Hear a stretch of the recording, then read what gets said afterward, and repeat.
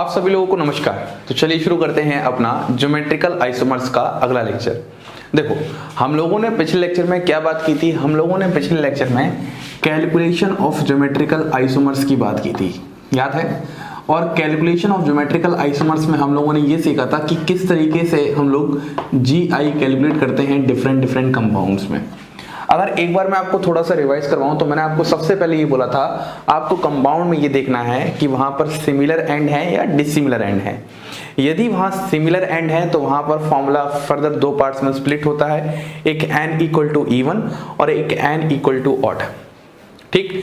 और जब अगर डिसिमिलर एंड है तो वहां पर सीधा फॉर्मूला इक्वलिटी के साथ होल्ड करता है 2 की power n, GI equal to 2 की पावर n। ये सारी बातें हम लोगों ने की थी और इस पे फिर हमने डिफरेंट क्वेश्चंस किया था।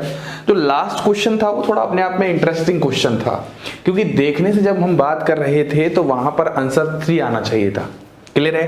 क्योंकि वह सिमिलर एंड्स वाला क्वेश्चन था और वहां पर even number of GI centre आपको दिख रहे थे, तो उसके लिए आपको 3 आंसर आना चाहिए था। लेकिन मैंने क्या बोला, आंसर 3 नहीं 4 है। जो 4 आंसर आ रहा था वो जो चौथा GI बन रहा था वो स्यूडोसाइट की वजह से बन रहा था। और स्यूडोसाइट बोले तो EZ के वहां पर नाम की चेंज करने से जो एक नया GI सेंटर डेवलप हो रहा था।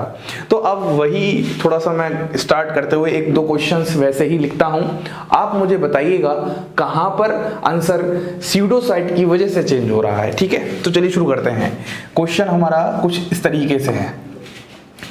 मैं पहले कल वाला ही क्वेश्चन लिख देता हूं ताकि आपको क्लियर रहे कि मैं क्या पढ़ा रहा था। C यहां पर H CH3 double bond, C यहां पर क्या जाएगा CH डबल बॉन्ड CH और यहां पर आ जाएगा CH3। ऐसे ही यहां पर आ जाएगा CH डबल बॉन्ड CH और यहां आ जाएगा CH3। कल वाला क्वेश्चन यही है। जरा अगर आप ध्यान से देखोगे तो यहां पर तो 2 GI सेंटर बन रहे हैं, एक यहां पर एक यहां पर। कैसे? ये वाला ग्रुप अलग, ये वाला ग्रुप अलग, ये वाला ग्रुप अलग, ये वाला ग्रुप अलग। तो एक GI सेंटर यहां और एक GI सेंटर यहां। हम लोग बात कर रहे थे कि यहां पर हमारे पास किस तरीके से GI सेंटर बनेगा। मतलब देखो, इस वाले कार्बन पर तो आपके पास 2 डिफरेंट ग्रुप हैं, लेकिन इस वाले कार्बन पर दोनों ही सेम ग्रुप हैं। तो आप बोलोगे सर ये तो GI ही शो नहीं कर रहा। लेकिन जब हम इनकी EZ नेमिंग करेंगे तो EZ नेमिंग के टाइम आपको 2 वहां पर GI मिलेंगे, कंपाउंड्स GI शो करते हुए मिलेंगे, तो हम इसको भी GI सेंटर काउंट करते हैं और इसको स्यूडोसाइट कहते हैं। तो जो आंसर पहले 3 आ रहा था उस आंसर में हमने 1 प्लस और कर दिया, और वह जो हमने 1 प्लस किया उसका रीजन क्या था हमारे पास? स्यूडोसाइट। यही सब बातें मैं आपको पिछली क्लास के लास्ट टाइम पर समझा रहा था। अब ऐसा ही क्वेश्चन मैं और उठाता हूं। मान लो क्वेश्चन कुछ ऐसा है, यहां पर है आपके पास C double bond NH, C और यहां पर हम कर देते हैं डबल बॉन्ड NH और यहां पर हम कर देते हैं CH double bond CH2, CH double bond CH CH3। एक क्वेश्चन आपके पास ये है। ऐसा ही एक क्वेश्चन मैं और लिख देता हूं, NH C double bond CH double bond CH CH3 CH double bond CH CH3। और कुछ क्वेश्चंस करते हैं। मान लो एक क्वेश्चन कुछ ऐसा आ जाए, C डबल बॉन्ड O, यहाँ पर CH double bond CH CH3, यहाँ पर CH double bond CH CH3। अब इन क्वेश्चंस में हमें दोबारा फिर से क्या करने हैं? GI कैलकुलेट करने हैं। कुछ भी ज़्यादा परेशान होने की जरूरत नहीं है, एकदम आराम से बिना टेंशन की चीज़ें स्टार्ट करते हैं। मैंने क्या सिखाया था? सबसे पहले आपको क्या चेक करना है, सिमिलर एंड्स हैं या डिसिमिलर एंड्स हैं। चेक करो, इस वाले मॉलिक्यूल में सिमिलर एंड है या डिसिमिलर। आप क्या बोलोगे? आप बोलोगे सर अगर हम यहां देखते हैं तो ये एंड अलग है और ये एंड अलग है। बिल्कुल सही बात है, तो ये डिसिमिलर एंड है। पहला पॉइंट समझ में आ रहा है। अब मेरा सवाल ये है कि यहाँ पर जीआई सेंटर कितने हैं, तो आप बोलोगे सर यहाँ पर जो जीआई सेंटर डेवलप हो रहा है वो सिर्फ इसकी वजह से हो रहा है, यहाँ पर कोई भी जीआई सेंटर डेवलप नहीं हो रहा क्योंकि यहाँ पर 2 हाइड्रोजन हैं। और इस वाले केस में क्या जीआई सेंटर डेवलप होगा, तो हम बोलेंगे हाँ, इस वाले केस में भी हमारे पास यहाँ पर जीआई सेंटर डेवलप होगा। क्या इसमें कोई सीडोसाइट है, इसमें कोई सीडोसाइट का तो पंगा नहीं है, पॉइंट समझते हो, चलो इसमें कोई भी सीडोसाइट का पंगा नहीं है। क्यों नहीं है सीडोसाइट का पंगा, क्योंकि सीडोसाइट के लिए तो हम इजेड वगैरह करते हैं जिसकी वजह से वो क्रिएट हो जाता है, तो हमारे पास यहाँ पर ये आ जाएगा। ठीक है, तो ये हमारा क्वेश्चन तो एकदम अलग ही चला गया, तो इसको आप कर लोगे अच्छे से एकदम। अब इसको साइड हटाओ, अब हम इस क्वेश्चन की बात करते हैं। ये क्वेश्चन थोड़ा इंटरेस्टिंग क्वेश्चन है जो मैं आपको सिखाना चाहता था कल वाले कॉन्सेप्ट पर। दोबारा फिर से सुनो, क्या करोगे, कैसे करोगे। सबसे पहले ये दोनों आपके पास जीआई सेंटर है, क्लियर है, तो सिमिलर एंड्स हैं, तो कुछ कुछ बातें लिखते हैं। देखो यहाँ पर हमारे पास क्या है, सिमिलर एंड्स हैं। सबसे पहली बात, अगर हमारे पास सिमिलर एंड्स हैं तो यहाँ पर हमारे पास n की वैल्यू कितनी है 2, और 2 का मतलब क्या होता है E1, और E1 के लिए जो आप फॉर्मूला लगाते हो क्या लगाते हो, 2 की पावर n-1 प्लस 2 की पावर n/2 - 1। जब आप उससे सॉल्व करोगे तो यहाँ से जो आपके पास आंसर आ जाएगा वो कितना आ जाएगा, 3 आ जाएगा। और इसकी अगर मैं बात करूं तो ये दोनों ही सेम ग्रुप लगे हैं, तो आप बोलोगे सर यहाँ पर जीआई सेंटर नहीं होगा।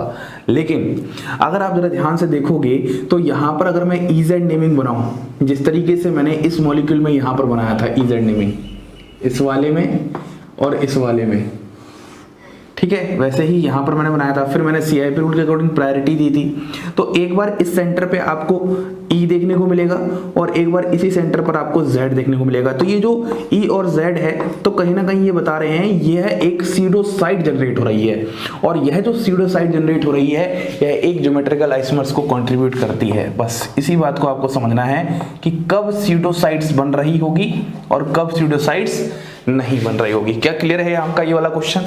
इस वाले केस में हम लोग इजेड बना सकते हैं एकदम सेम टू सेम इसकी तरह, और ये वाला ग्रुप भी अलग है। देखो एन पे एक तो लोन पेयर है आपके पास यहाँ पर और एक हाइड्रोजन है, कंडीशन फुलफिल होनी चाहिए। इस क्वेश्चन की बात करते हैं। आप बोलोगे सर इस क्वेश्चन में क्या है, फिर से वही बात है, ये आपके पास एक जीआई सेंटर है, ये आपके पास एक जीआई सेंटर है, तो फिर से आपका जो आंसर आना चाहिए था वो 3 आना चाहिए था इवन की वजह से। लेकिन इस वाले केस में क्या यहाँ पर सीडो सेंटर जनरेट हो रहा है, तो आप बोलोगे सर हाँ जी इजेड करके देख लो। लेकिन सुनो, जब इस वाले को देखोगे तो यहाँ पर भी लोन पेयर है और यहाँ पर भी लोन पेयर है। आप इसमें तो इजेड करके करवा लोगे चेंज, लेकिन इसमें क्या करोगे, दोनों टर्मिनल पे अलग अलग ग्रुप्स होने चाहिए ना। तो जो ग्रुप्स हैं उसको हमने इजेड से रिप्लेस यहाँ पर तो कर दिया, चलो मानते हैं, लेकिन क्या यहाँ पर कर पाओगे, नहीं कर पाओगे। इसीलिए इस केस में भी कोई सीडोसाइट नहीं होने वाली। तो यहाँ पर आंसर आ जाता है 4 और यहाँ पर आंसर आ जाता है 3। तो ये जो क्वेश्चंस हैं ये इसको छोड़कर, ये तो ऐसे ही दे दिया आपकी जानकारी के लिए, ये क्वेश्चंस आपके एक ही तरह के हैं और आपको ये पहचानना आना चाहिए कब सीडोसाइट जनरेट होगा और कब नहीं होगा। अब एक दो क्वेश्चन में कुछ साइक्लिक कंपाउंड्स के बारे में आपसे बात कर रहा था, उनकी बात करते हैं।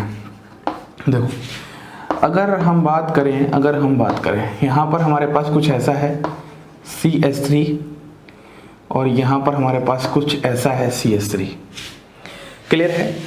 मेरे पास इसमें बताना है कि इसमें कितने ज्योमेट्रिकल आइसोमर्स हैं। कैलकुलेशन ऑफ ज्योमेट्रिकल आइसोमर्स बतानी है भैया, बोलिए कैसे बताओगे। अगर आप इसके लिए ज्योमेट्रिकल आइसोमर्स देखोगे तो सबसे पहले इसको बनाने का तरीका थोड़ा सा बदलना पड़ेगा। अब थोड़ा सा कैसे बदलोगे, तो थोड़ा सा इस तरीके से बदलने की कोशिश करो, ठीक है। और यहां पर लिख दो CH3H और यहां पर लिख दो CH3H। एक तो पॉसिबिलिटी ये हो सकती है जिसमें आपको सिस फॉर्म दिख रही है, क्लियर एकदम अच्छे से, और एक पॉसिबिलिटी ये भी तो हो सकती है कुछ ऐसी सी, जहां पर यहां CH3 आ जाए, यहां H, यहां H आ जाए, यहां CH3। क्या दूसरी पॉसिबिलिटी हो सकती है जिसमें आपको ट्रांसफॉर्म दिख रही है? तो आप बोलोगे सर यहां पर जो GI आ रहे हैं वो कितने आ रहे हैं, 2 आ रहे हैं, और वो मैंने आपको बना के दिखाया। अब साइक्लिक कंपाउंड्स के लिए ऐसा कोई फॉर्मूला नहीं होता, इनके लिए आपको यहाँ पर दिमाग लगाना पड़ेगा, डिफरेंट स्ट्रक्चर्स बना के देखने पड़ेंगे, तब आपको जाके चीजें ज्यादा समझ में आएंगी। तो ये तरीका ज्यादा अच्छा है ऐसे बना के देखने का, ठीक है। ऐसे ही मान लो अगर मैं एक क्वेश्चन की और बात करता हूं,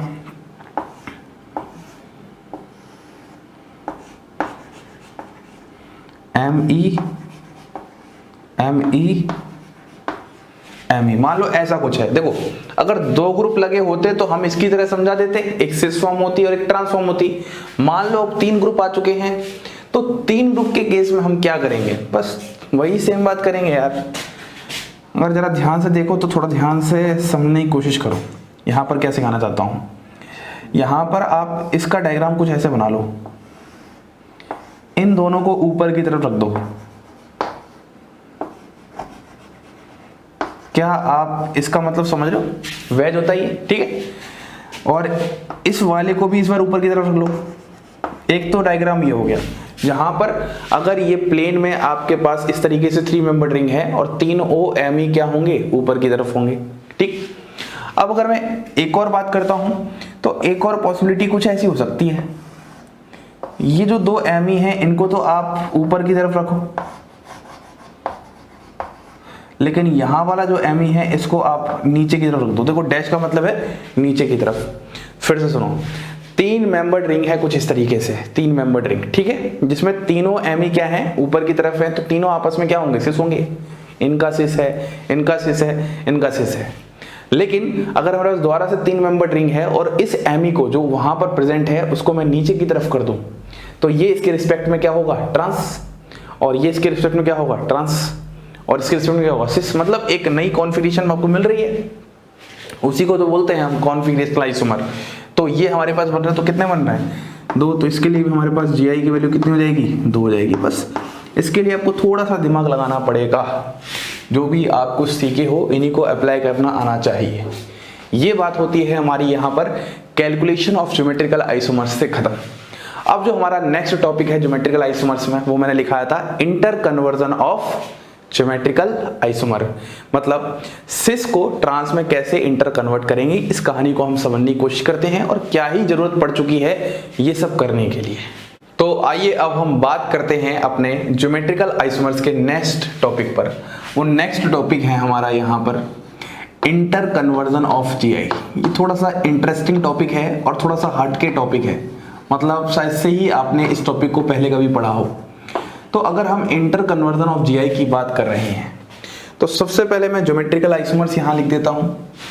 आपके पास यहाँ पर 2 ज्योमेट्रिकल आइसोमर्स होते हैं कुछ इस तरीके से, CH3 यहाँ पर H, CH3 यहाँ पर H। अगर हम क्या कर सकें, ये हमारे पास कौन सा फॉर्म है, ये हमारे पास सिस फॉर्म है, ये हमारे पास क्या है, सिस फॉर्म है। और यहां पर अगर मैं इसका दूसरा फॉर्म बनाऊं ज्योमेट्रिकल आइसोमर का, तो ये आपके पास कौन सा फॉर्म होगा, CH3H H CH3 ट्रांसफॉर्म होगा। तो मतलब हम लोग ये सीखने जा रहे हैं किस तरीके से सिस फॉर्म को ट्रांसफॉर्म में कन्वर्ट करते हैं। एक तो ये बात हो चुकी है, उसके बाद जरूरत ही क्या पड़ रही है। तो अगर मैं बात करूं तो देखो ध्यान सुनो, यहां पर ये जो दोनों ही ग्रुप्स हैं इनके बीच में क्या है, स्टेरिक रिपल्शन है, और स्टेरिक रिपल्शन की वजह से ये क्या है, जनरली लेस स्टेबल है। वहीं पर ट्रांसफॉर्म क्या होता है, ज्यादा स्टेबल होता है। ये बात हम लोगों ने पढ़ रखी है, तो इस बात को मैं यहां पर मेंशन कर देता हूं। Due to steric repulsion, due to steric repulsion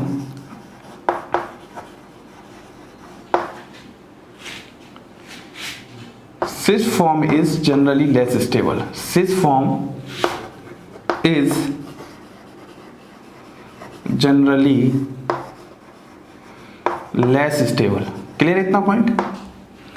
steric repulsion की वजह से सिस फॉर्म क्या है, लेस स्टेबल है। वहीं पर जो ट्रांसफॉर्म होती है, transform is more stable as compared to cis form. ठीक है, यही वो रीजन होता है जिसकी वजह से हम लोग सिस फॉर्म को ट्रांसफॉर्म में कन्वर्ट करने की सोचते हैं और हम टॉपिक पढ़ते हैं इंटर कन्वर्जन ऑफ GI। तो ये जो कार्यक्रम है इंटर कन्वर्जन का, इसको दो तरीके से किया जा सकता है। सबसे पहले तो हम लोग बाय स्ट्रॉन्ग हीटिंग कर सकते हैं। सबसे पहले तो जो तरीका होता है वो क्या होता है, बाय स्ट्रॉन्ग हीटिंग। या फिर कभी कभी अगर आप स्ट्रॉन्ग हीटिंग को अवॉइड करना चाहते हो तो वहीं पर आप क्या ले सकते हो, आयोडो मॉलिक्यूल ले सकते हो, आयोडीन मॉलिक्यूल ले सकते हो, ठीक है। और जो दूसरा तरीका होता है वो होता है एसिड कैटलाइज्ड प्रोसेस, और तीसरा तरीका होता है हमारे पास बेस कैटलाइज्ड प्रोसेस। मतलब ऐसे कह सकते हो एसिड बेस कैटलाइज्ड प्रोसेस, ठीक है। तो इन तरीके से हम लोग क्या कर सकते हैं, किसी भी सिस फॉर्म को ट्रांसफॉर्म में इंटर कन्वर्ट कर सकते हैं। क्यों करते हैं ये मैंने आपको बता दिया। अब हम एक एक तरीके को समझने की, सीखने की कोशिश करते हैं। देखो, सबसे पहला जो हमारे पास तरीका है वो तरीका है bye strong heating, bye strong heating. तो हम सीखते हैं, देखो यहां पर हमारे पास क्या है, CH3 CH double bond C, यहां पर CH3 और यहां पर H। ये हमारे पास इस फॉर्म है। ये बात आपको समझ में आ रही एकदम अच्छे से, इसमें तो कोई दिक्कत नहीं है। अगर हम क्या करें, यहां पर स्ट्रॉन्ग हीट करें, है ना, ये हीटिंग का सिंबल होता है।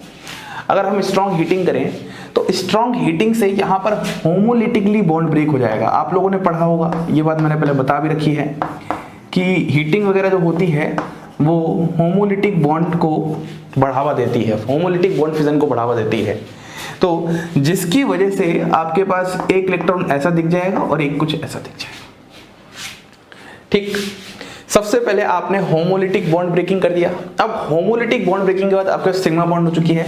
अब इस सिग्मा बॉन्ड के अलोंग रोटेशन पॉसिबल है। हम लोगों ने बात की थी कि जो सिग्मा बॉन्ड होती है उसके अलोंग रोटेशन पॉसिबल होता है, वहीं पर पाई बॉन्ड के अलोंग रोटेशन पॉसिबल नहीं होता है। अब अगर रोटेशन पॉसिबल है तो रोटेशन पॉसिबल की वजह से ये स्ट्रक्चर कैसा बन जाएगा, ये स्ट्रक्चर आपको कुछ ऐसा सा नजर आएगा, CH3C, यहाँ पर H, यहाँ C, यहाँ पर H आ जाएगा और यहाँ पर CH3 आ जाएगा। और आपके पास ये इलेक्ट्रॉन्स कुछ इस तरीके से ही दिखाई देंगे। और फाइनली जब आप एक स्ट्रक्चर और ड्रॉ करेंगे, इसका बॉन्ड बनाओगे, तो बॉन्ड बनाने पे आपके पास कैसा स्ट्रक्चर आ जाएगा, आपका स्ट्रक्चर आ जाएगा CH3C H double bond H और यहाँ पर CH3। कुल मिला के हम जो ये पूरा कार्यक्रम कर रहे हैं वो क्या कर रहे हैं, सिस फॉर्म को ट्रांसफॉर्म में इंटर कन्वर्ट कर रहे हैं by the help of strong heating. ये कौन सी फॉर्म है आपके पास, ट्रांसफॉर्म है। बस इतनी सी बात जो आपको मुझे समझानी थी। क्या आपको पॉइंट क्लियर हुआ? सबसे पहले स्ट्रॉन्ग हीटिंग किया, होमोलिटिकली बॉन्ड ब्रेकिंग किया, उसके बाद यहां पर देखो उस बॉन्ड के रोटेशन से ये वाला जो ग्रुप है वो यहां जाएगा और ये वाला ग्रुप यहां जाएगा। सिंपल सी बात है, बोलिए क्लियर हुआ? उसके बाद हमने दोनों के बीच में बॉन्ड बना दी और ये हमारे पास नजर आ चुका है, ठीक है। अब यहीं पर नोट में वही बात करते हैं, note to avoid strong heating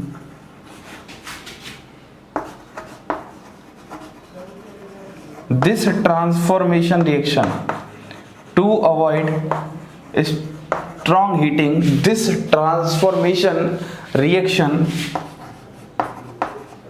generally catalyzed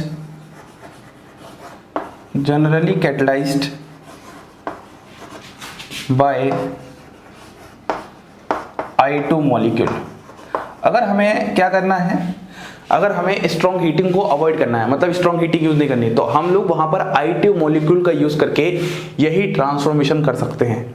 अब उसको सीखते हैं और उसके बाद फिर हम बात करते हैं एसिड कैटलाइज्ड प्रोसेस। तो अब हम बात करते हैं जो हमने अभी स्ट्रॉन्ग हीटिंग की बात की है उसी को हम I2 मॉलिक्यूल यूज करके इंटर कन्वर्ट करते हैं बाय I2 मॉलिक्यूल। किसकी बात कर रहे हैं हम लोग, इंटर कन्वर्जन की बात कर रहे हैं। अब अगर इंटर कन्वर्जन की बात करें तो वही सिंपल सा दोबारा से फिर से लिखते हैं। यहाँ पर हमारे पास क्या है, CH3 है, यहाँ पर CH है, डबल बॉन्ड C, यहाँ पर CH3 है, यहाँ पर H है। तो यहाँ पर अगर हमें इस सिस फॉर्म को ट्रांसफॉर्म में कन्वर्ट करना है तो कुछ ऐसा ही ट्रांसफॉर्म होगा आप लोगों के पास। ये आपके पास क्या है, सिस फॉर्म, और यहाँ पर ये आपके पास क्या है, ट्रांसफॉर्म। अब हम लोग यहाँ पर क्या कर रहे हैं, स्ट्रॉन्ग हीटिंग का सहारा नहीं ले रहे, I2 मॉलिक्यूल के साथ बहुत ही छोटी सी अमाउंट ऑफ हीट ले रहे हैं। अब वो क्यों ले रहे हैं, ये सब बातें करते हैं। देखो यहाँ पर सबसे पहले क्या होगा, सबसे पहले जब आप I2 मॉलिक्यूल के साथ यहाँ पर हीटिंग लोगे तो यहाँ पर जो कार्यक्रम होगा वह कार्यक्रम क्या होगा, I2 मॉलिक्यूल I डॉट में ब्रेक हो जाएगा। मतलब यहां पर होमोलिटिक बॉन्ड फिजन फिर से होगा, लेकिन पहले I2 मॉलिक्यूल में होगा। अब यह जो I2 मॉलिक्यूल है वो यहां पर इस कार्बन पर अटैक करेगा। एक इलेक्ट्रॉन को हम ऐसे ही दिखाते हैं, तो ये 2 इलेक्ट्रॉन है, एक इलेक्ट्रॉन यहां जाएगा, एक इलेक्ट्रॉन यहां जाएगा। तो अब आपके पास यहां पर क्या हो जाएगा, बॉन्ड फॉर्मेशन हो जाएगा, CH3C, यहां पर H आ जाएगा, यहां पर C, यहां पर तो आयोडीन के साथ बॉन्ड बन चुका है, और ये क्या जाएगा, CH3, यहाँ पर क्या जाएगा, H, और यहाँ पर आप वही एक इलेक्ट्रॉन इस तरीके से दिखा सकते हैं। ये बात देखो एकदम वैसी ही बात है, बस यहाँ पर Ci के बीच में बॉन्ड फॉर्मेशन हो गया है। अब अगर मैं यहाँ पर बात करता हूँ, तो अब इस केस में क्या होने वाला है, इस केस में यहाँ पर ट्रांसफॉर्मेशन मतलब वही दोबारा से रोटेशन होगा। बॉन्ड का रोटेशन होते ही ये जो तस्वीर है यह कुछ ऐसी सी आ जाएगी, CH3C, यहाँ पर H, यहाँ पर C, यहाँ पर I, और यहाँ पर H आ जाएगा और यहाँ पर CH3 आ जाएगा। मतलब इस तरीके से कुछ हो जाएगा, ठीक है। और ये एक इलेक्ट्रॉन यहाँ रहेगा ही। अब अगले स्टेप में क्या होगा, ये थोड़ा सा इंटरेस्टिंग स्टेप है। इस वाले स्टेप में क्या होगा, इस वाले स्टेप पे ड्राइविंग फोर्स कुछ ऐसी होगी, एक इलेक्ट्रॉन यहाँ जाएगा, वहीं पर ये एक इलेक्ट्रॉन यहाँ और एक इलेक्ट्रॉन यहाँ, तो इससे तो बॉन्ड बन जाएगी और यहाँ पर I डॉट मॉलिक्यूल क्या हो जाएगा, बाहर हो जाएगा। तो फिर से क्या हो गया, सिस फॉर्म से ट्रांसफॉर्म हो चुका है, जहां पर हमने स्ट्रॉन्ग हीटिंग का सहारा नहीं लिया, किसका सहारा लिया है, I2 मॉलिक्यूल का सहारा लिया है, ठीक। तो ये हमारे पास इस तरीके से भी हम इंटर कन्वर्ट कर सकते हैं। अब जो अगला तरीका होता है, दूसरा तरीका, ये तो पहला तरीका था हीटिंग वगैरह I2 मॉलिक्यूल लेकर, तो दूसरा तरीका होता है वो होता है bye acid catalysed process, bye acid catalysed process. तो ये कैसे होगा एसिड कैटालाइज्ड प्रोसेस से, तो देखो यहाँ पर सबसे पहले मैं यहाँ पर 2 आइसोमर्स लिखता हूँ कुछ इस तरीके से। यहाँ पर आपके पास क्या है, OH H, OH H, और यहाँ पर आप एक तो एसिड का सोर्स H+ और यहाँ पर H2 ले लेते हो उस तरीके से। और आपके पास इसका जो इंटर कन्वर्जन होता है वो किस में होता है, वह कुछ ऐसे होता है, यहाँ पर H, यहाँ पर OH, यहाँ पर OH और यहाँ पर H। ये जो फॉर्म है, ये फॉर्म कौन सी है, सिस फॉर्म है। ये जो फॉर्म है ये कौन सी फॉर्म है, ट्रांसफॉर्म है। इतना क्लियर हुआ। अब इस सिस फॉर्म को ट्रांसफॉर्म में कैसे इंटर कन्वर्ट करेंगे, इस पॉइंट को सीखेंगे। देखो इस पॉइंट को सीखने के लिए आपको सबसे पहले ये सीखना है, ये जो H+ है, H+ क्या करेगा, इलेक्ट्रॉन डेंसिटी कम है, ये ज्यादा इलेक्ट्रॉन डेंसिटी देखेगा। सिंपल सी बात है, ये ऑक्सीजन का लोन पेयर क्या करेगा, इस पर अटैक करेगा। तो आपके पास यहाँ पर कुछ ऐसा फॉर्म हो जाएगा। सबसे पहले स्टेप में यहाँ पर कुछ ऐसा फॉर्म हो जाएगा, O+H2, यहाँ पर OH, H और H ऐसे ही रहेंगे। जैसे ही ये फॉर्म होगा, यहाँ पर ऑक्सीजन पर लोन पेयर है, ये लोन पेयर यहाँ पर अटैक करेगा, इस जगह पर अटैक किया और ये वाला ग्रुप बाहर निकल जाएगा। और ये वाला ग्रुप जब बाहर निकलेगा तो आपके पास यहाँ पर कुछ ऐसा फॉर्म होगा, O, यहाँ पर H+, कुछ इपॉक्साइड टाइप का आपको फील आ रहा होगा। जब आपने ये ऐसा किया तो अब फर से यहाँ पे H2 मॉलिक्यूल आएगा फिर से, जो हमने लिया है। वह H2 मॉलिक्यूल क्या करेगा इस बार, ये अगर साइड प्रेजेंट है तो ये यहाँ पर बैक साइड आके अटैक करेगा, ठीक है। और अगर ये बैक साइड आके अटैक करेगा तो वैसे ही ये वाली बॉन्ड यहाँ पर खुलेगी, और जैसे ही बॉन्ड खुलेगी तो यहाँ पर तो आ जाएगा O+H2 और यहाँ पर आ जाएगा H। और बाद में जो हमने H+ यहाँ पे लिया था, बाद में जो हमने सबसे पहले यहाँ पर H+ लिया था वो H+ हम लोगों ने निकाल दिया। तो इस तरीके से फॉर्म हो गया। ये मतलब बहुत बेसिक मैकेनिज्म है, आप लोग को मैं रिएक्शन मैकेनिज्म पढ़ा रहा हूँ तो उस समय मैंने सिखा रखा है। H+ का आना और H+ का जाना दिल पर नहीं लेना है, ये सब बातें आपको ध्यान रखनी है छोटी छोटी। तो ये आपके पास क्या है, बाय एसिड कैटलाइज्ड प्रोसेस। अब हम बात करते हैं अपना लास्ट, बाय बेस कैटलाइज, किस तरीके से बेस का यूज करके हम वहां पर इंटर कन्वर्जन कर सकते हैं सिस का ट्रांसफॉर्म में। तो अब हम बात करते हैं अपने लास्ट प्रोसेस की, जो कि है हमारा by base catalyse process, by base catalysed process. देखो, अगर हम बेस कैटलाइज प्रोसेस की बात कर रहे हैं तो इसमें हमें ध्यान ये रखना है, यहाँ पर हमारे पास मॉलिक्यूल है C डबल बॉन्ड C, यहाँ पर हमारे पास CH3 है, यहाँ पर H है, यहाँ पर H है, और यहाँ पर आपने ले लिया COOH, और यहाँ पर आप ले रहे हो NMe3 के साथ हीटिंग थोड़ी सी, और यहाँ पे क्या जाएगा, कार्बन डबल बॉन्ड कार्बन, यहाँ पर क्या जाएगा H CH3 H C double bond OH। जरा ध्यान से देखो, अगर इन दोनों H को देखोगे ध्यान से तो आपको ये कौन सी फॉर्म नजर आ रही है, ये आपको सिस फॉर्म नजर आ रही है। अगर आप इसको ध्यान से देखोगे तो H और H अपोजिट में है, तो इस बार कौन सी फॉर्म नजर आ रही है, ट्रांसफॉर्म नजर आ रही है। तो अगर मैं इसमें बताऊं तो कैसे करेंगे, सबसे पहले स्टेप में क्या होगा, यही बात करते हैं। सबसे पहले स्टेप में आपके पास क्या है, NMe3 है, यहाँ पे लोन पेयर है, ये लोन पेयर यहाँ पे जाके अटैक करेंगे, ये यहाँ पर जाएगा और ये यहाँ पर जाएगा। मतलब ये एक एक्सेप्टर ग्रुप है जो कि इस रिएक्शन के लिए ड्राइविंग फोर्स है, ठीक है। ये जैसे ही होगा तो आपके पास यहाँ पर क्या बन जाएगा, आपके पास यहाँ पर C सिंगल बॉन्ड C, यहाँ पर तो आ जाएगा NMe3 प्लस, यहाँ पर तो CH3 रहेगा, यहाँ पर H रहेगा, यहाँ पर डबल बॉन्ड C, यहाँ पर O-, यहाँ पर H और यहाँ पर H। बोलिए, क्या आपको इतनी बात समझ में आ रही है? अब आपके सामने फिर से वही बात होगी, सिग्मा बॉन्ड आ चुकी है, सिग्मा बॉन्ड के लॉन्ग रोटेशन होगा, तो रोटेशन होने से ग्रुप कैसे हो जाएंगे, देखो यहाँ पर C है, डबल बॉन्ड C, यहाँ O-, यहाँ पर H, ये तो ऐसा ही रहेगा, यहाँ पर चेंज आ जाएगा, यहाँ पर जाएगा प्लस NMe3, यहाँ पर आ जाएगा H और यहाँ पर आ जाएगा CH3, ऐसा बन जाएगा। और फाइनली लास्ट स्टेप में क्या होगा, ये O- वापस यहाँ आएगा, ये वाली डबल बॉन्ड यहाँ जाएगी और इसको एज अ लिविंग ग्रुप बाहर निकाल देंगे। तो आपके पास कुछ ऐसा सा स्ट्रक्चर आपको देखने को मिलने वाला है। बस कुछ नहीं, सब में थोड़ा थोड़ा सा कुछ ना कुछ चेंज करके इनको आपस में इंटर कन्वर्ट कर रहे हैं। तो एक ये थोड़ा सा मिसलेनियस टॉपिक था, मुझे लगा आपको पता होना चाहिए, बताना चाहिए, और कुछ इंटरेस्टिंग बातें बताने में अलग ही मजा है और सीखने में भी मजा होता है।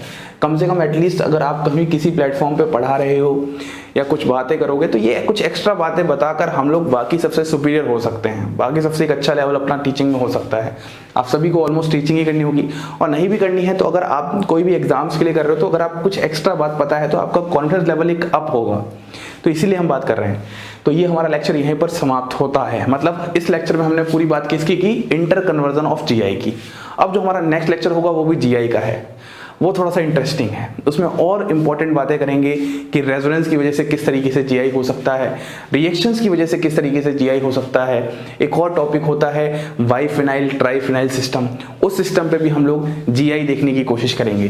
तो थोड़ा सा इंटरेस्टिंग पार्ट है वो वाला भी, तो बने रहिएगा। इसी के साथ आप सभी लोगों को धन्यवाद।